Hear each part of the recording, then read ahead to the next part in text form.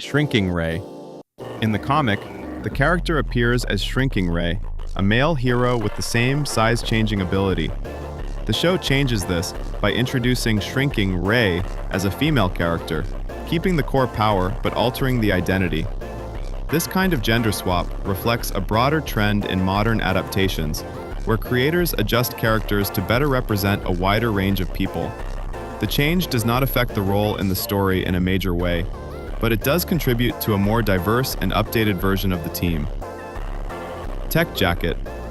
In the comic, Tech Jacket is Zach Thompson, a male character with a powerful alien suit that plays a larger role in the wider universe. The show reimagines this concept with a gender-swapped version in the background, while also reducing the character's overall presence. This shift simplifies the story for television, where too many side characters can slow down the pacing. By changing and minimizing Tech Jacket, the show keeps focus on the central cast while still nodding to the original material. Amber's Race. Amber in the comic is portrayed as a white character with a relatively smaller role in the early story. The show reinterprets her as a black character and expands her personality and importance. This change adds more depth to her relationship with Mark and gives her stronger agency within the narrative. It reflects a more modern approach to casting and storytelling, where supporting characters are given more presence and individuality. Mark's Race. In the comic, Mark Grayson is depicted as white, with his heritage tied mainly to his human father's appearance. The show changes this by making Mark biracial, with an Asian mother and a white father.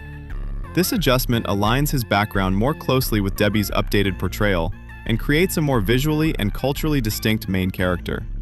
It also subtly reshapes the family dynamic without altering the core story. Flaxan Invasion.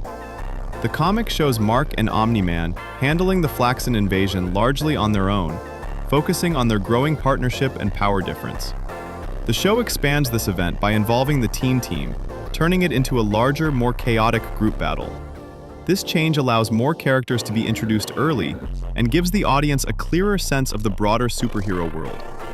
It also adds scale, making the invasion feel like a global threat rather than a contained conflict. Darkblood. In the comic, Damian Darkblood's role is shorter and more limited, without a major standalone storyline.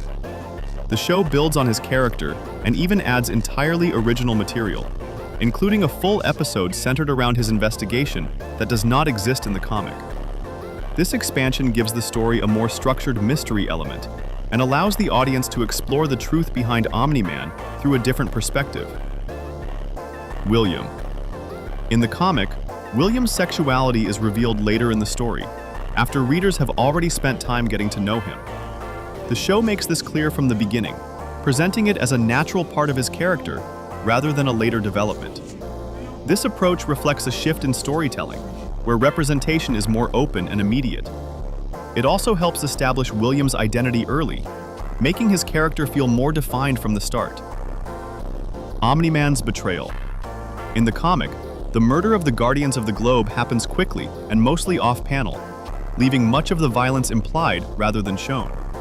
The show dramatically expands this moment into a long, detailed fight where each Guardian resists. This change transforms the scene into a major emotional and visual centerpiece. It not only highlights the strength of the team, but also makes Omniman's betrayal feel more brutal and undeniable.